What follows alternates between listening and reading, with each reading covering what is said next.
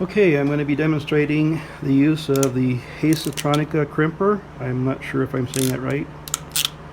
So first what we're going to do is we've got a heat shrink spade connector and number 10 wire.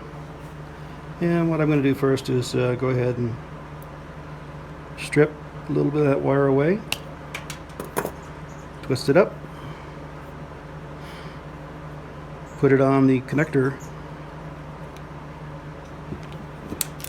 and then we're going to crimp it.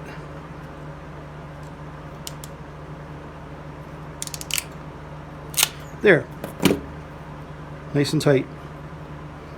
And then finally, that's the last step, we're going to heat shrink it.